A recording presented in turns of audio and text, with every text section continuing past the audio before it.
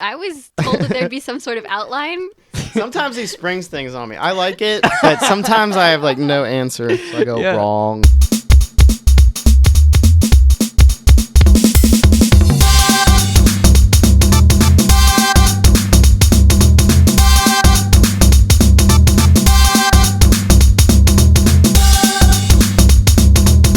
What's up, everybody, and welcome to the P Funk and Fro Show. This is episode 37. My name is Austin Flume. With me, as always, Anthony Gorman. And also, Alex Gonzales, the very person who has decided that I'm worth dating.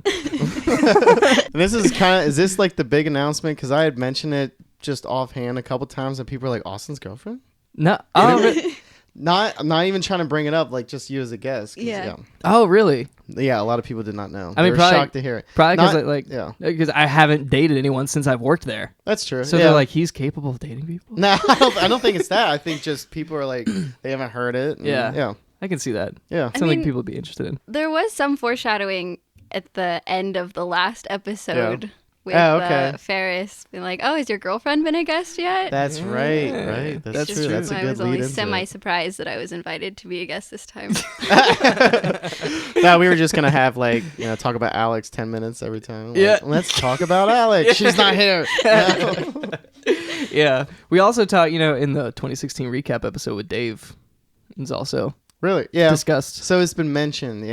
Teasers. It's been mentioned and talked about, but not on the level of actually having in the flesh, right? Yes. It's nice to be here. Yeah, interesting. What's it like seeing behind the scenes? Because you've seen Snapchats and everything. Yeah, but what are your first impressions?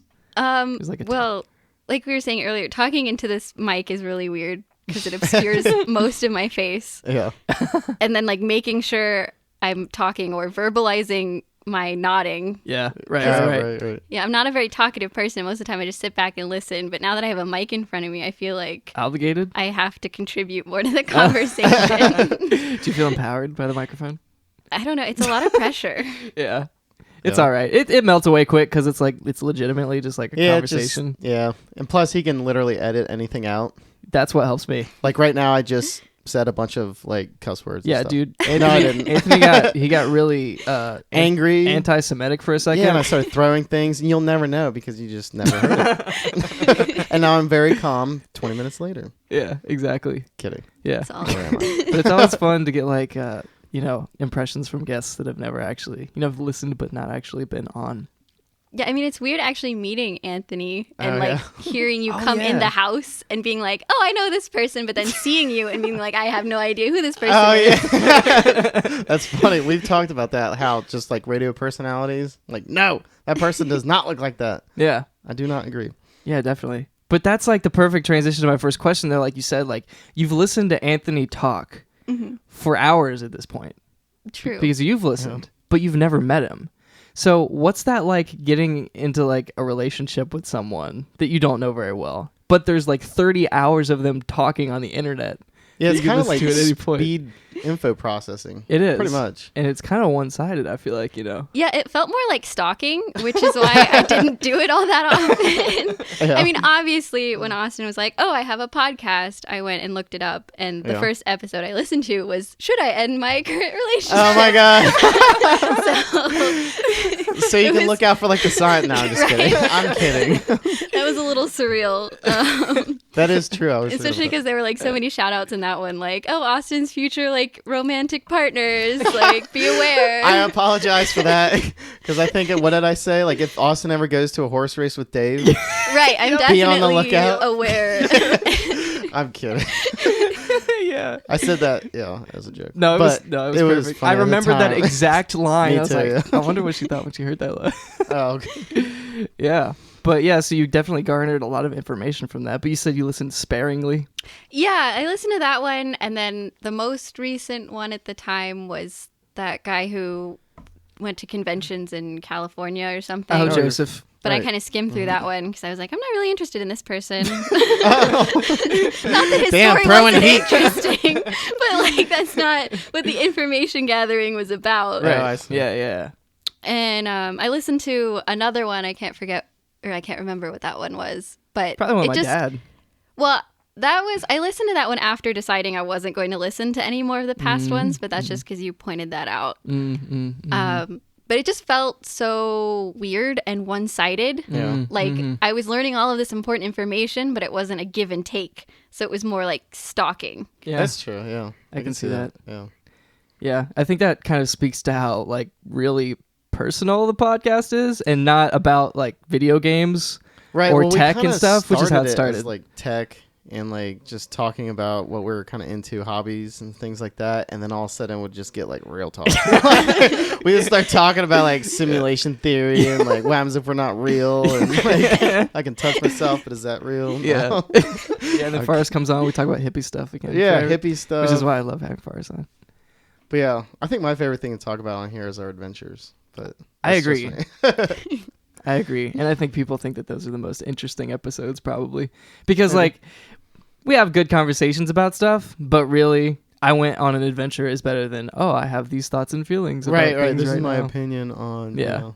I mean, the Dave episodes are still my favorite. I know he called me out last time. But he calls everybody. He'll beat you and he'll just start calling you out. Your handshake's weak. I'll be like, damn, Dave. Yeah. Critiquing my handshake. No, I'm kidding. I just say that in love. Yeah. Oh yeah. It's very clear that we all It's love good. Dave here. I think what a lot of people like about Dave's thing is it's like shakes us because Austin and I are very agreeable on a lot of things. yeah, that was one of the things I told him when he was like, "So what do you really think about the podcast?" I'm like, "You guys agree too much." That's what everybody.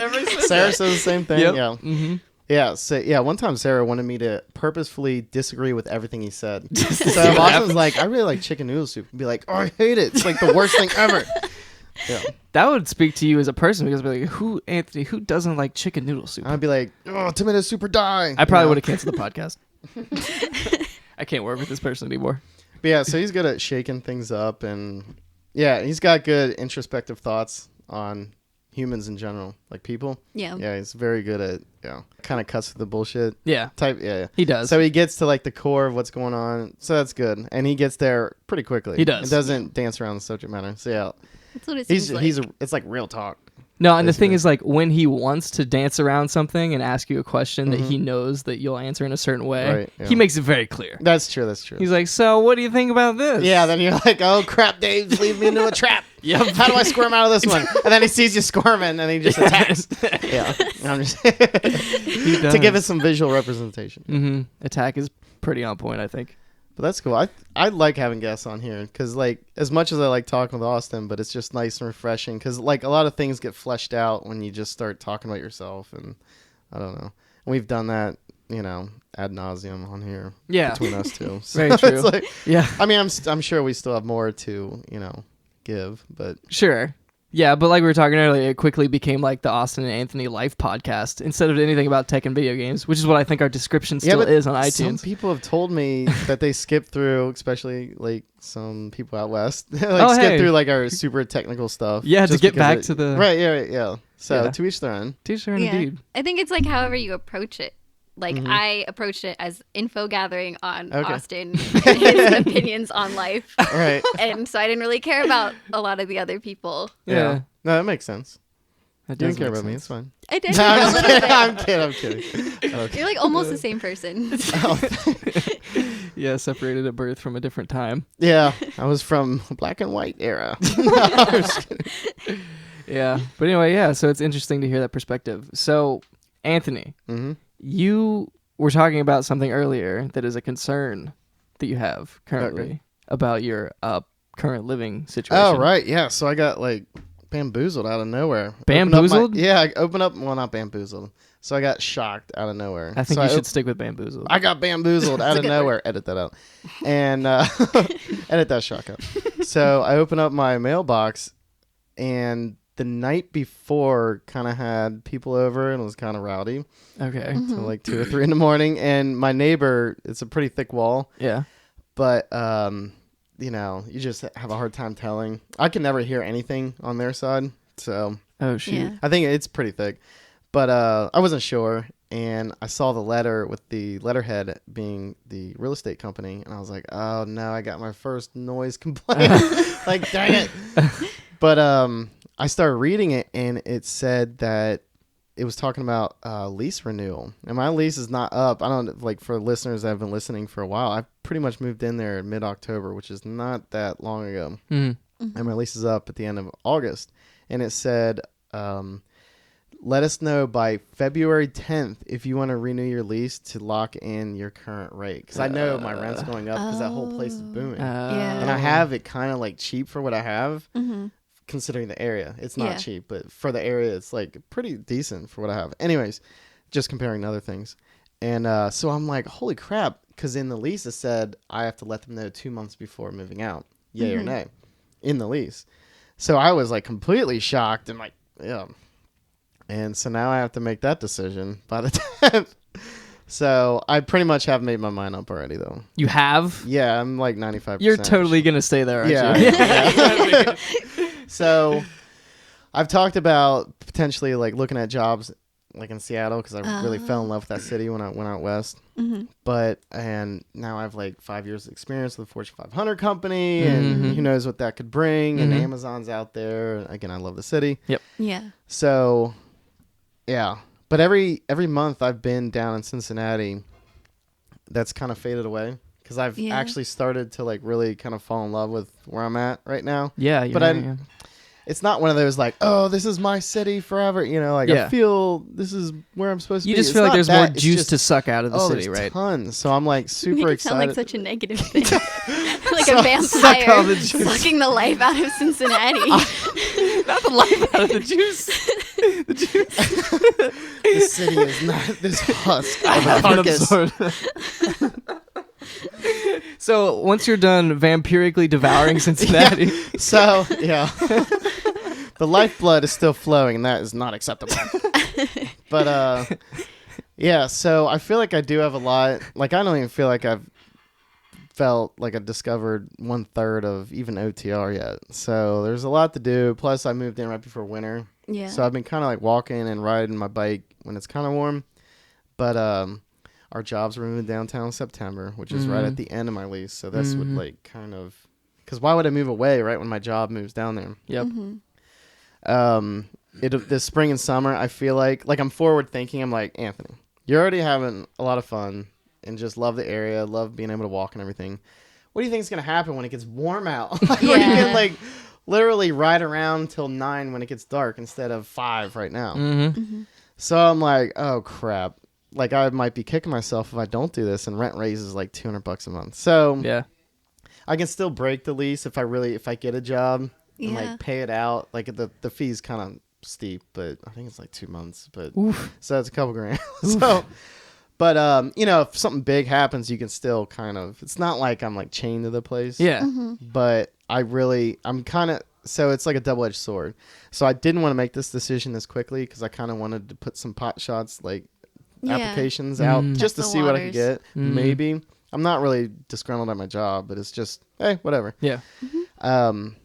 But yeah, so I was kind of shocked I was making this decision this quickly, but I am on the other side. I'm happy that rent's not going to raise up at all. Yeah. I figured there would be at the end of the lease, be like, if you re-sign with us, your rent will only go up $100 instead of $200. That's what I thought they were going to give me. Kind of like, it's still going to raise, but we're not going to like super gouge you. Yeah. But the fact that it's going to be the same, that's kind of like, whoa, all right. So happy on one side, kind of bummed on the other that I didn't really get enough. I was fully expecting to not really start getting serious about thinking a year out until June. But now I'm kind of... Yeah, they put you on the fence real quick. Right, like 3.5 months in. So it's like, wow. Gotta make that call. So, I mean, it's up to them, I guess. But so how long would the lease be for? Like another year? Or so they gave me an option when I first moved in. It was 18 months or 10-month lease. And I chose the 10-month, again, because I like just got back from the West Coast. I still had like West Coast legs. I was like, yeah, this place is like really landlocked now. Yeah. But so they wanted people to move out or have leases like that because they want people to move out either spring or summer. So it kind of makes sense in that. Because we were I was part of the first wave moving into this big building. It's an old high school. Built in like 1908, something like that. So it's tons, 142 units. So everybody was moving in. They wanted people to move out then. Anyways, so... Yeah, but on the other side of that, I've been mentioned it, I think last week on a podcast, that I really need to talk to the rental management team about volunteering to like help organize like movie nights because there's a big theater in the center of the building. And I really want to do that. So I keep talking about it. So maybe like even with Shina, she's like, just do it. Yeah. Just email them anything. So I think what I'm going to do is when I make the final decision, like I'm 95% sure, I'm going to make the decision and then also be like, and also I have like these ideas for what to use like with the theater. Like the theater's beautiful. Austin's been in there. Oh, it's amazing. And like it had a bunch of construction stuff because the place is almost done, but I mean, you can just tell the potential, and like he brought up like doing live podcasts there, just in the even if we have like 6 people just hanging out, like we can go out afterwards, but just to like have a hangout, that would just be so cool to be.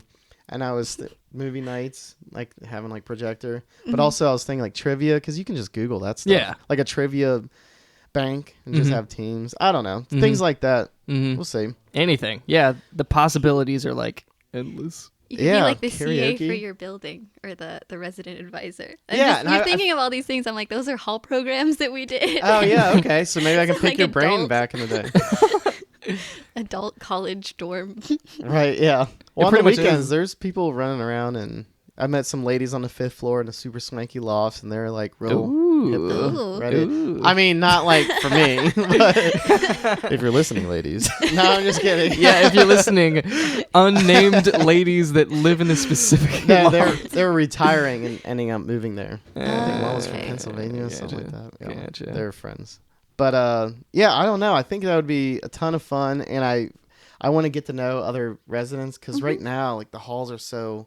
All the rooms are so sparse. You kind of like maybe walk by people, but it's not. You barely run into people that often. So I feel like it'd be awesome too.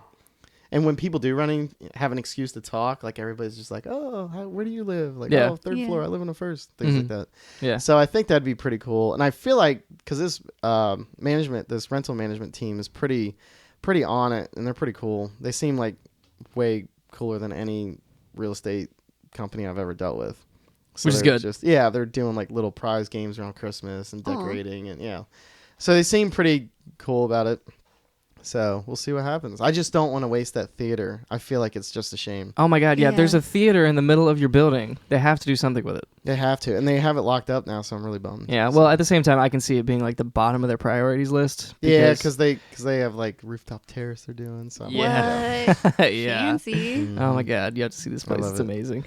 It's fantastic. We'll have to run the halls. Yeah. If you guys are ever down, let me know. Heck yes, during our downtown adventure. Oh. But yeah, I mean, I definitely feel what you're saying about not having soaked up your area of the city yet, because I feel the same way about Kenwood. Because I've bounced back and forth about moving away from Kenwood just because I want to live in a lot of different places. Yeah, I remember, but that's been a while since I've heard you actually talk about moving. It has, but I like Kenwood so much, and I still like walking around, and there's so many options for businesses and going to the mall, and I can walk to the movie theater. There's like everything is here that I would ever want, basically. Yeah, you got a lot of walking stuff too, and sidewalks, so that's nice. Yeah, exactly. And I can run. I have places to run. Yep. So I can see myself wanting to move relatively soon, but I think I could have another year left in me if I wanted to live here again. And it's a great place. It's like the perfect residence. Yeah. That I could have asked Alex, from. Do you have a lot of walking stuff, or do you have to actually go somewhere to do it? I live out in the suburbs. Okay, yeah, with my parents. Okay. One of those people. I lived with my mom for the last year and a half. Like, what? 2 years? Yeah, Anthony moving into this apartment in October was him moving out of his parents' house. Yeah. And this place out in Morrow, right? So there's there's no sidewalks for like 20 miles. Yeah, we both moved out of our parents' house last year. So you're among the and I'm like 48. No, I'm just kidding. I was say anything. Dude, you're 49, right? Yeah, right. No. But no, I live out in Loveland. Okay. So at least you have the bike trail. I was about to say, so there's like not a lot of stuff within walking distance of my house, unless I want to walk for like half an hour, which is doable. Yeah. I mean, I do have Sims Park, which is really nice. I'll go for a run there. But we do have the bike trail, so it's like a 5-minute drive, and then you just wander around. At all. Yeah. Okay. It's pretty doable. Yeah, I was lucky enough for my mom. We lived in Morrow growing up. It's the house I grew up in, and the bike trail we get on at South Lebanon right there. It's about a 5-minute car ride down there. Because riding my bike too there, by the time I'm there, I'm kind of already exhausted. But yeah, so I would ride to Loveland or to Oregonia. Oh, wow. So I love that part of the trail. Yeah, Old Loveland got kind of like redone in the past couple of years. I don't know. I went to college and I came back and it was totally different. Yeah. Like we have a Graders now. It's really exciting. And there's like apartments above it too, right? Yeah. Because I've driven by it. It's like on that corner. Yeah. That Graders is populated big time. Yeah. Right. I was so excited. Yeah. Interesting. So, like, we're talking about being attached to cities and getting like a lot out of the places where we've lived, right? Do you feel like you've ever lived somewhere that you just like really had a connection to and like really loved living? Yeah. I mean, I've kind of lived in Loveland my entire life. It's been interesting working in Cincinnati. I work in Price Hill, and like coming back from college and being able to do more like exploring really of Cincinnati has been a lot of fun. It definitely makes me feel more attached to the city. Like I'm kind of proud of like this is where I've come from. Yeah. Because I remember like in high school I was like, no, I'm gonna get out of Cincinnati and I'm never coming back ever. And yet here I am. But Well, did you find because Loveland's kind of Morrow-ish, like being out there? I felt like growing up, I don't know about you, but growing up that far away from the city, I never really had an attachment with actual Cincinnati major, which is kind of one of the big reasons why I kind of forced, like I came back from West Coast, but I forced myself to like live so I can experience it. Yeah. So I'm like, if I live like 10 minutes drive north, I would tell myself I would go to Cincinnati all the time. Yeah. And then I would just look at my phone and be like, I ain't doing that. I'm not gonna. Yeah. So did you feel like growing up that there was like kind of a detachment with the city? definitely, like especially, I mean, we would come and do all like the museums, like the Cincinnati Children's Museum, the Art Museum, all that kind of stuff. But that was kind of a rare thing. Yeah. Same here. It was an event. Yeah, Loveland can be pretty self-contained. Like Yep. there's stuff to do there, so there's really no need. I Right. think the farthest I would go is Kenwood to the mall. Yeah. Really. Yeah, that was like our close good mall. Right. Yeah. The good one. And so it's been really weird like exploring now, I feel like, but it's like a good weird. Yeah, same exact. That's exactly same here. I just couldn't. So I like fell in love with the cities out on West Coast, but everybody, like Seattle and things. But I was like, instead of just, rashly moving out there and just like winging it, like maybe I should get to know, Cincinnati and like actually the city life with all my friends and everything in the same area. And that's been a very positive thing. But yeah, I felt like growing up, I would just be like, why go downtown for entertainment? It's hard to park. Yeah. It always costs before you even get out of the car. It's like, why would I want to spend $10 right out the gate just to like be somewhere? Yep. Like, that's Exactly. okay. And then you got to like walk around and Yeah, that's something I had to get over coming from Indiana, where that's true. you could too, park yeah. in anyone's yard anywhere. Yeah, the parking and they might is not notice. a big deal. And downtown, then all of a sudden it's like, ugh. Yep. But now that I'm down there, I don't really, because I have a parking spot, but I know like parking around my area. So it's just being down there, that's kind of taken away a lot of my like anxiety with that. Because even out west, I had on my trip down the West Coast, I had a rental car, but it was still, I had that like slight anxiety, especially San Francisco. I was just like, Yeah. I don't know where I'm going to park. And I remember reading there's like street sweeping on like streets close to each other. Like this will be Wednesday and this will be Thursday. And I'd be like, ah. Yeah. Like I even parked and there was no signs. And I asked, I probably 4 different people walking. And like some people were like, I don't know. And then one person's like, I don't think that street gets street sweeping. And I had to go on the internet when I got to my Airbnb, and it was not. The streets around it were Monday or Tuesday. Wow. Weird. So like that close together, and it made that difference. It was weird. That's Yeah, very I strange. can't explain it. I have no idea. So Cities are yeah, weird. so I don't know. I just have parking anxiety, I guess. Yeah. In cities, Well, somewhat it's now, but not justifiable. really anymore. Yeah. I mean, I'm still very anxious parking anywhere in the city just because I'm terrible at street parking. Like parallel. Yeah, parallel parking. It's just really bad. Yeah. And yeah, I just always am scared like I can't find a parking garage or something. Right. Yeah, and the one-way streets. My God, the one-way streets. Like especially before Google Maps, because you can just get lost and it'll like redirect. But yeah, before Google Maps, going downtown, I remember having to get like a document, like a birth certificate or something, Yeah. like a reprint. Talk about nightmare. I would have. Oh my God, just nightmare. Yeah. So, Yep. Coming into the city, it's like, all right, turn the music all the way down. Right. Everybody stop talking. I need Is to that focus. guy looking at me? Yeah. Oh my God. Making eye contact. You Yeah. get out of the car and they're definitely looking at you because they probably want money. Yeah. So it's interesting. I always describe Cincinnati as like the oyster next to me that I've never really explored until recently. Exactly. Because I live in the Cincinnati area, really. It's Right. only an hour away from my house. And we've been to fireworks. Yeah. Sporadic times down there at museums, like you said. Yeah. So Exactly. It's like, it's there. Yeah. But we don't exactly. It's like It's actually kind of like borderline demonized where I'm from, like the city being all dangerous, especially OTR and Vine Street in general. Yeah, I was just about to say, I think in the past couple of years with gentrification has definitely like made it more of a hip place to be Yep. and not like, oh, if you go, you're going to get shot. Oh, Yeah. believe me, I've Very seen the telltale signs of hipsters. So when I first moved down there, I was like, oh my God, there's hipsters everywhere. I went to Nation Kitchen, which is like in Pendleton. That's where I live, which is like borders OTR. It's like really close. And I was just like, oh my God, oh my God, a scarf. And then walking down the street, be like rolled up jeans on a dude. Oh my God.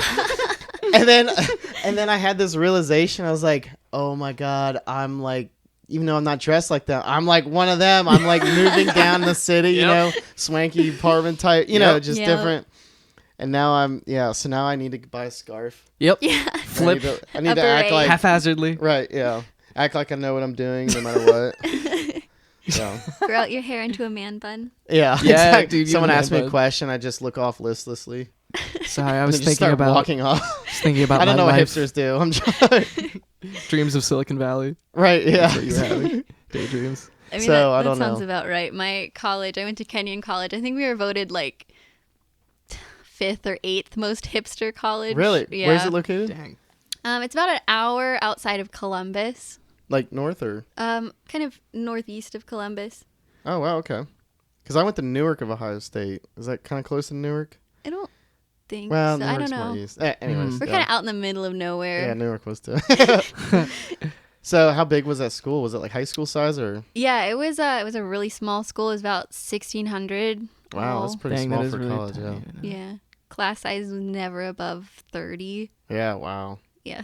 It's really nice. It was super nice. I got to know a lot of my professors. Like I went to coffee with some of them sometimes. Okay.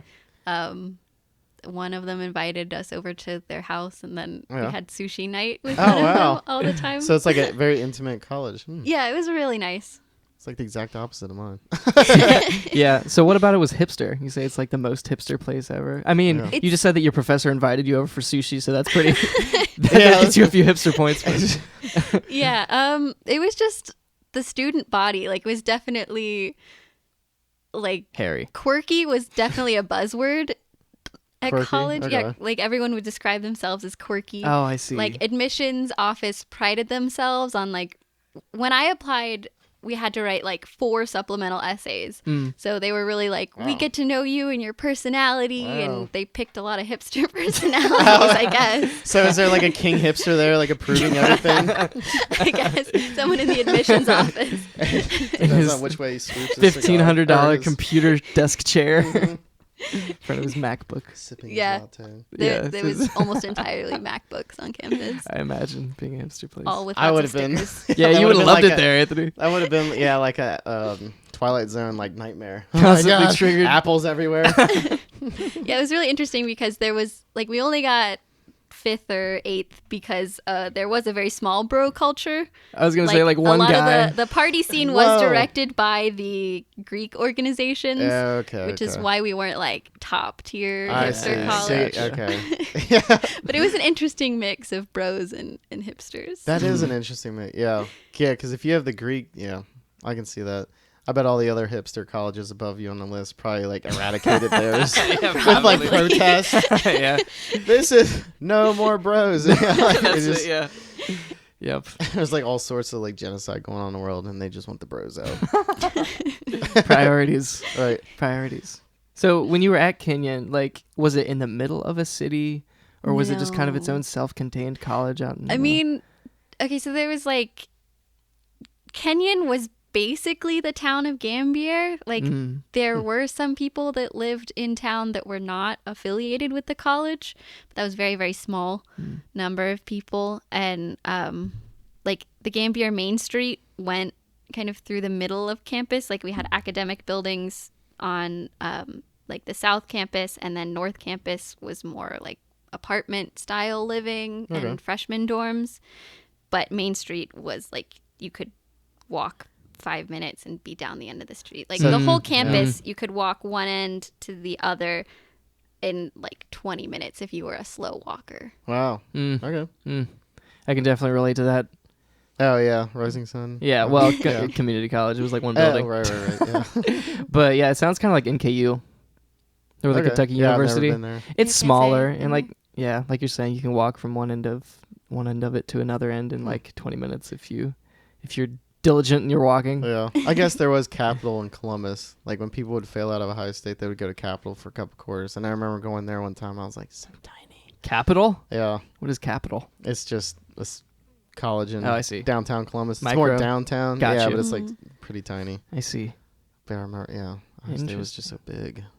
Interesting. I think Michael Hodge went to Denison, so that's also kind of small. Is it like a satellite campus? You say no, Denison's like Denison. like They're bad people. No, they're Kenyon's rivals. Oh, really? Yeah. Is it? Kenyon's Oh my God. only really good sport is swimming. Oh, okay. And so is Denison. So that's why we're rivals. My sister's fiance went to Denison as well. Really? Oh man. Interesting. Bad people. We should have both of you on the podcast at the same time. He's from Singapore. Bernard, will you shout out to Bernard? So shout out to Bernard, Denison, Michael Hodge, and rivalry. I had no idea the rivalry talked about that. Yeah. Well, you don't usually hear about swimming rivalries, probably. That's true. Outside of those two places. So, they just splash each other or something. Yeah. No, I'm just kidding. I don't know. I don't know what they would do to intimidate each other. I don't either. But Yeah. let's take a quick break real quick. Sounds good to me. Gonna refill these strawberries probably. Play a cool tune. If I can find a cool tune. Mitch, if you're listening to this in the past, please send me a cool tune. He just texts you right now. Yeah. All right. There it is. All right. I'm going to go answer this text. We'll be right back with episode 37 of the Peace on the Fro Show.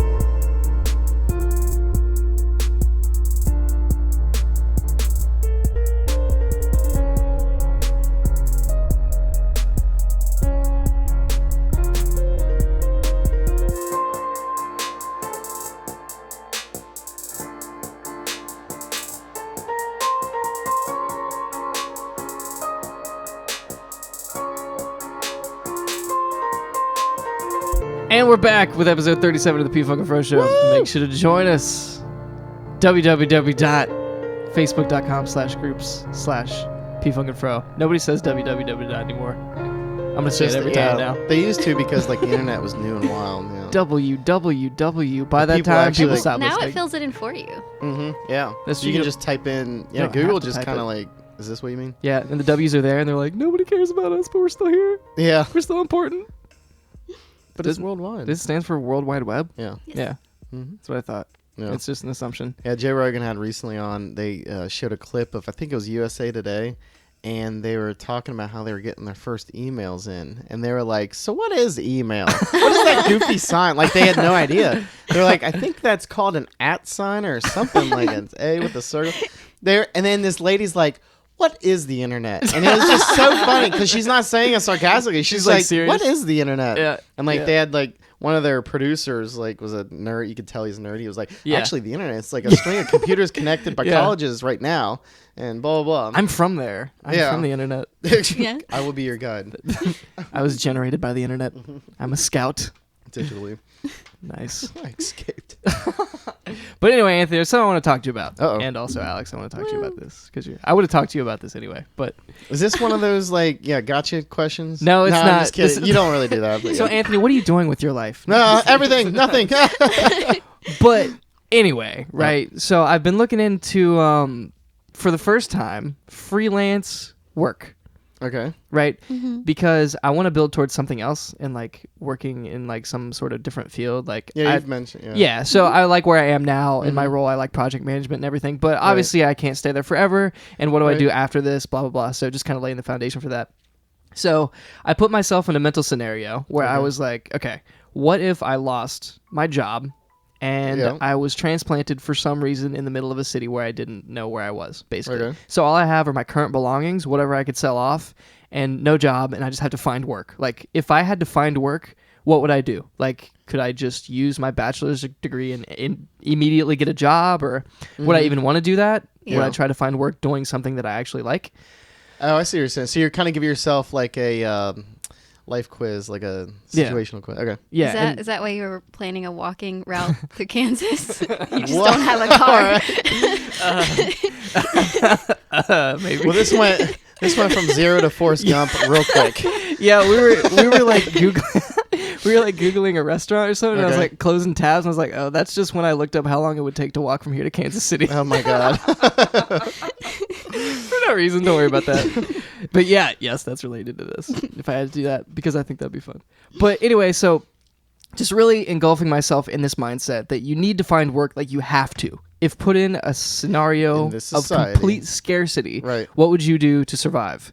So I've been looking up freelance work and how it works, and kind of discovering that there's freelance work for almost anything, especially internet-based things. Oh, yeah. That you don't need any kind of permanent address for. Like, I could legitimately have a laptop, live on the street in a tent, and go to a Starbucks and do this work for people. Austin, I if you have not, I don't know if you have a Reddit account or whatever, subscribe to Digital Nomad. There's a whole community of people that do this around the world, and they help everybody. That's what, and my dad subreddit read Digital this book. Nomad. I will r/Digital Nomad. Right. Yeah. Okay. Sweet. No, it's awesome. It's a good community. That's probably what I'm gonna do immediately following this podcast. Yeah. Seriously. Yeah.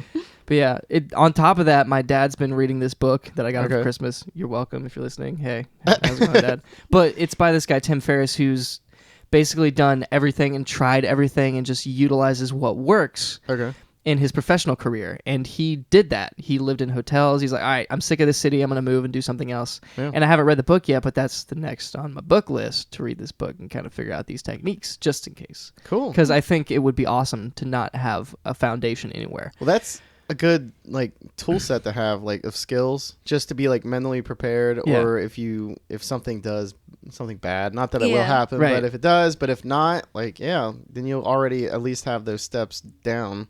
But yeah, I've read many stories of digital nomads that go out there and the work dries up, so then they have to do things locally. They'll be in Cambodia or something. Yeah, and it's just interesting because they'll throw out a beacon on the subreddit anybody have these are my skills I have, and then people would be like, look this way. I've seen some, because I love watching people help other people, even though I'm just a lurker. I'm like, oh my god, that's so awesome.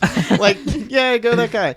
And so that's cool you're doing. I had no idea it was more on the digital nomad, and because I've heard you kind of talk about this, but yeah, that's really neat. Mm-hmm. Yeah, you really, if you have the skills, even web design or anything like that, especially there's tons of coders and programmers that do this. Mm-hmm. And that's why when I read about it, I'm like, oh man, I wish I knew programming, because I would totally do this. Yeah, because you can make a ton of money and you don't have to be in that, you're just doing projects. Yeah. I mean, it seems kind of scary to me though, because you don't have working with people who don't have health insurance. That's and true, seeing people's emergency room bills, or that's true. That security of health insurance is a big a point in the corporate America pro column. That is true. It's something I take for granted all the time. Yeah. Because if you do get a rinky dink, you can scrape by, but if you break a leg or you get some sort of debilitating illness, it's pretty. Because I even have the disability that I pay for, and I don't even really think of it. But yeah, if I get smacked by a car on my bike, and I'm in one of those all body casts, at least I'll get everything paid still, and actually bank money, because I'm not drinking it and stuff and eating it away. Yeah. But no, that's really neat. Yeah, that's cool. You should definitely check out this subreddit. Yeah, that's right up your alley. Yeah, definitely, and it's good that we have you here, so you can offer that perspective. I hate to be a downer. But No, it's more realistic, so you can because buy health insurance, but isn't it $600 a month or something? Yeah, it's still crazy. really expensive. Yeah. And I mean, you can get on Medicare, Medicaid. I mean, depending on how much you're making as a freelance person, but even that's not super helpful. That's true. Yeah, exactly. But those are perfect examples of the things that you have to make sure that you think about before you just jump off and do something ridiculous and crazy like this, right? So you can bank a decent amount of money. Yeah, and that's not a problem. But it's so easy to romanticize it and think, I'm not tied down to any location. I'm going to be doing what I love, making money doing it, and I don't care about living in a tent, right? It's easy to get in that mindset, especially after you've adventured and gone off and done things, without thinking about okay, what if I can't find a place to sleep? What if my stuff gets stolen? Yeah. What do I do at that point? Yeah. Like, do I have backups and everything set in place so that I can bounce back if this happens? Yeah. And once you have that, then you're good. But really, it's easy to not think about that kind of thing. You can go to base out of hostel to hostel and like go to local libraries or like churches even and things like that and work in peace and quiet. And I've heard a lot of people do that. Couch surfing, but that's a little more risque. But yeah, I don't know, because especially in like Cambodia and countries like that, from what I read, like you earn American dollars. Yeah. And then the buying power is so much better. Not necessarily Cambodia, but these other countries. So there's specific countries, specifically in Southeast Asia, that a lot of these digital nomads end up because the currency rate is so like positive. Wow. So you make 80 grand, but there it's like 120,000. That's crazy. So you can afford to just travel around all these countries and like take a month or two off because you're making bank, especially considering the local rate. Mm-hmm. Yeah. So it's just Yeah. And the other thing is like you're obviously forfeiting stability. Yeah. For freelance work. So I was listening to another podcast earlier, and they were talking about how somebody on there was a freelancer for like 6 years, talking about how just draining it is because you're constantly fighting for work and constantly asking people for work, and they treat you like crap because you're just a freelancer and not a full-time worker. So the main goal is to end up having the stability doing something that I love, right? Yeah. I think the freelance work would be a good like first step Mm-hmm. to something permanent or not, more solid. Yeah. I definitely can see how that'd be exhausting though, because it's like it's so nice having the guaranteed paycheck where it's just like everything's covered. Complacency. Awesome. Right. Yeah, exactly. And so when I moved out, I made sure I had my like nest egg because I get financially nerd. Like, Sure. No, totally understandable. But Exactly. well, here's the thing. So I don't like being on the edge, like paycheck to paycheck ish type thing.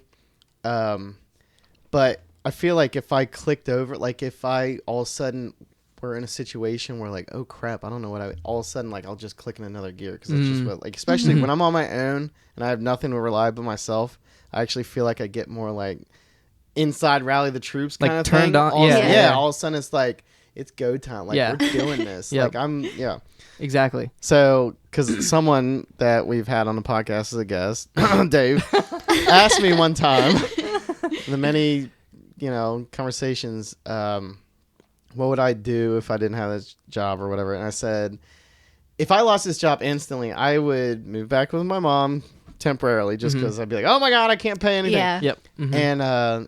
And then I would probably find some sort of like, not necessarily freelance thing, but like hiking guide. Like I wouldn't be like gung ho. I'd be like an assistant or something out west because my bills are I've chipped them down so low now that it's like I can live pretty thin.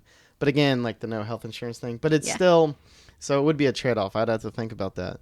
But I told him I'd be like a trail out west somewhere and do that. And you would love doing that, right? Yeah. You would enjoy the heck out of that. Yeah, exactly. So, but like you said, and like how you said, Alex, is that it can like open doors. You don't necessarily have to be like, oh, I'm going to be a ranch hand the rest of my life or something and like shovel horse poop. But that's gotta have that long I didn't go to college for this. Like, have like my college ring on and stuff. Got a horse manure on Shoveling. But that's exactly what I'm talking about though, is the balance between complacency and scarcity, right? I've been putting myself in this mindset to kind of simulate the scarcity. Like, what would I do? How would my mind react to having to do these things? Right. But when you're complacent, it has no reason to think about these things because you don't need to. So you might not go try to explore something that you really like because you really don't need to. Exactly. And you'll have to kind of assume a certain level of more responsibility to actually figure things out. Yeah. I read something pretty interesting on Reddit. It was talking about how time seems to progress faster as the more you age. And this one person commented about how, I mean, everybody says it's because when you're 5 years old, those 5 years are your whole life. So 5 years is like your whole life, and then when you're like 25, you've had 25 years, and each year is just 1/25 of what you pretty much did. So it's like a fractional thing. It is that on one hand, but this other guy, and I've read that a million times, I'm like, oh, that makes sense. Yeah. But on the other hand, this person, it was this long comment about how complacency, like you said. Yep. So a lot of people when they get older, especially after like college, you get real complacent and you get real like cookie cutter life where everything is scheduled and mapped and every week starts to become like a mimic of the last week. And there's no new experiences because people were chiming in like, yeah, when I went on this like 3-month trip out to wherever in the world, every day was a new experience, and that felt like a long time. When I would look back on it, those 3 months felt like a year. And that's exactly right. Like when I was out, I keep bringing up out west, but that's like my biggest thing. I bring up Canada every podcast. That's right. But that felt like when I flew back, it felt like I was being ripped away from something, even though it was just like 2 weeks. But it felt like, and I came back, and it just felt like I was gone forever. Yeah. So just I don't know. So what I don't want to be is that like 50-year-old in a cubicle. I think you're the same way, where it's just like that moment where you're like looking out the window at like this goose pecking out another goose, and you're like, why how did I get here? Like I'm watching like goose genocide. Exactly. And that's the most exciting thing that you've seen. Yeah, exactly. Like, damn, that goose is that's my biggest motivation, is like that fear of looking back and thinking I've wasted everything. Like I've wasted my entire life not doing what I love. So it's like, need to do it now.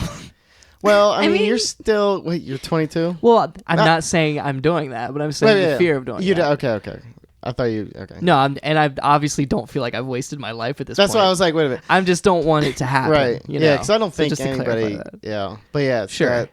I don't want that to happen. And I feel like if I just, we have adventures and everything, we enjoy things, but I feel like unless you find a way to do what you love and make money off of it, or just sustain yourself in any kind of way, then you might not feel as fulfilled. Would say the vast majority do not do what they love. So it's I was about to say there's like definitely high points for stability. And like getting that job you don't necessarily love, so you can put your kids through college, you can have health care for your kids, you can have a nest egg, you can own a house, and you can retire, and you can maybe take trips on the side sometimes. Sure. But can you like wrangle horses with that style? No, I'm just kidding. Is there any like wrestling grizzly bears in that? No, I'm just kidding. You can do that on the weekends.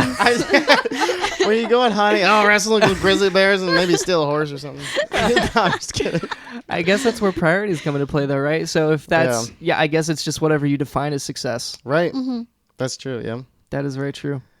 Yeah, that was weird. A different opinion.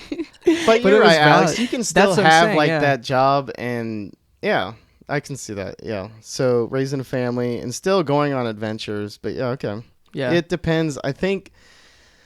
I don't know about Austin, but like I've been, everything's been flipped upside down. So I'm like trying to like just fun and adventure and things like that. Yeah. So I mean, there's definitely merits to both. Like I'm not saying that a fun, adventurous lifestyle is irresponsible and horrible, but it's just like I can understand why people sit and do a job for 20 years that they don't like. That's true. I guess I did it's true, demonize that pretty hard there. Looking at geese poking at each other.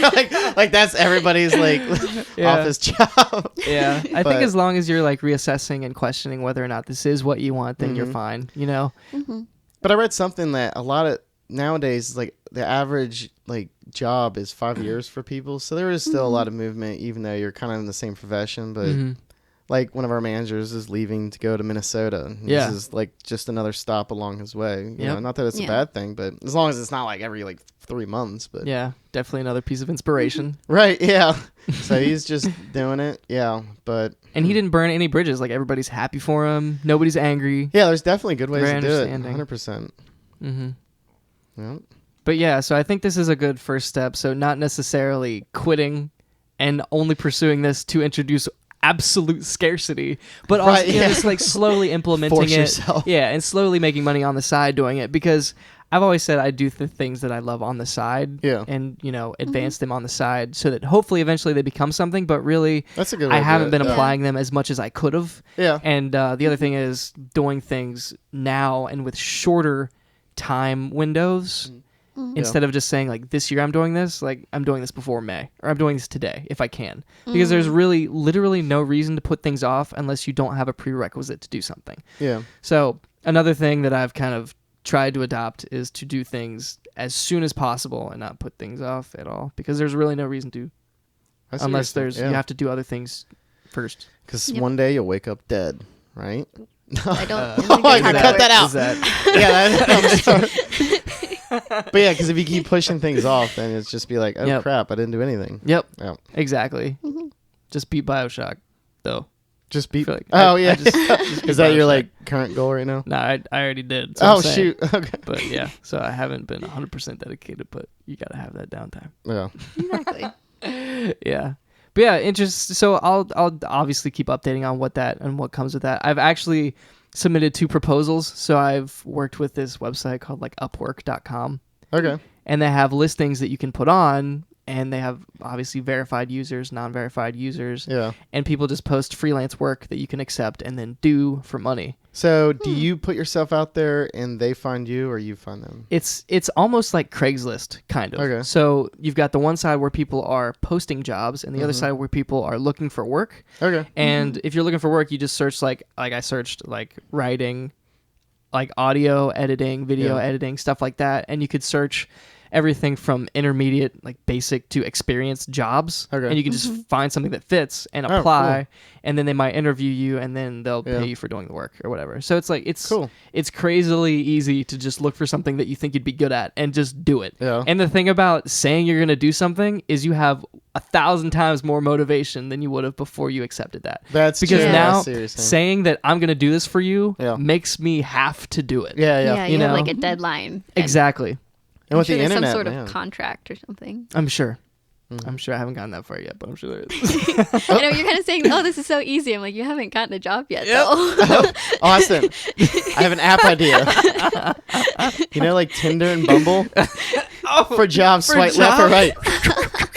Like, I could use a DJ. Yeah, DJ, choo. And then some people that really need work just go like, just swipe everything. That's funny. Oh my god. But yeah, I'm supposed to be editing a 1-page advertisement for some dude sometime soon. Oh yeah, so Yeah. you got something that... He hasn't accepted it yet, but I proposed. Okay. Yeah, and it's gonna be just like when you're upgrading your Tinder profile, upgrading your profile on this, and like Oh, so saying you'll have things that make you stand out. There's so many things that are the exact same across these 2 different things. Yeah. It's kind of hilarious. So once you do like a job, you can put that on your like online resume or... yeah, Okay. yeah, sure. Is it like exactly. linked to your LinkedIn or something? It's not linked to your LinkedIn. It's kind of its own profile. What's it called again? Upwork.com. Okay. Just in case, yeah. Check it out. Not sponsored. Didn't make any money. No, this that's time. right. Yeah, we have no sponsors. My first yet. job is to be a sponsor, sponsored by Upwork on my podcast. So thank you guys for helping me fulfill that job. And our only other sponsor is Jose Cuervo Chocolates. Oh, right. Do not I eat don't them think if you don't want to yeah, I get was about to trashed. say, I don't think they want us as a sponsor. That was not a very positive review. Yeah, because we were both like, oh my god, So much alcohol. it burns. Yeah, exactly.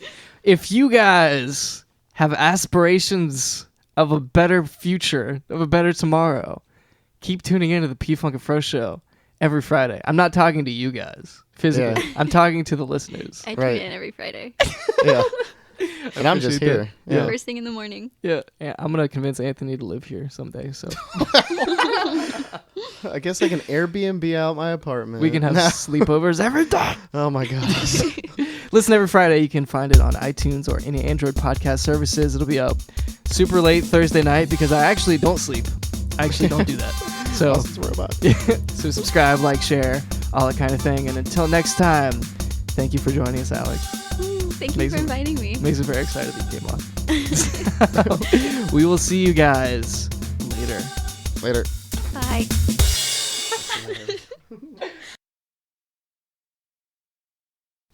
What are you eating right now? Actually, I don't really drink tequila. What is Yeah, it? I What don't is- like what is- tequila, but What is that you just opened? What is that? It actually kind of has like a caramel smell. these are Jose Buttered Cuervo Especial. I did not say that in a Spanish Is accent. especial special in Spanish? Yes. Nice. Nailed it. Nailed it. With original liqueur. Is they're- liquor in Spanish? I don't know. I'll I say think they're eat one, different you'll be things. I'm not sure. Your liver will be like, oh, party time. What is this? It'll be like overdrive. Are you gonna nom on one? Oh, yeah. Dark chocolates Oh, I thought with you were Jose telling me to wait. Cuervo tequila you filling. can start now. Oh, okay. I just had to hit record. Wow. Okay. For the B list. We've never had an unboxing and then eating of chocolate on the podcast. Interesting. So Here many we new go. things. Definitely has a tequila taste. Does it? Oh, Much stronger than I expected. Not really. Now I'm gonna have to down it like a shot. oh, this is definitely, yep. It's strong. I can taste or feel the alcohol in my breath. Not a fan. Not a fan. Oh. How did I infuse this? Oh God. I'll Whew. just stick with chocolate. According to the ingredients, it's like tequila and sugar mix And sugar. inside dark chocolate. So Oh, Anthony, yeah. what are your thoughts? Would you eat more than one? I think if you eat this whole bag really quick, Yeah, they have like 8% alcohol content. holy crap. Dang. See, yeah, don't come back from the bar and try to munch on munchie food and eat these. You'll just end up on the kitchen floor. With like that bag, you'll wake up to that bag and just wrappers. You're like, what did I do last I night? got chocolate wasted. But did I get drugged? My Mexican chocolate. It's like cut with tequila. Could eat a strawberry. Oh, you can only eat one, my friend. Dang. Interesting. Dang it. There's definitely a lot of alcohol in there. It was like when I was breathing out, like it felt like I took a shot. That's crazy. Yes.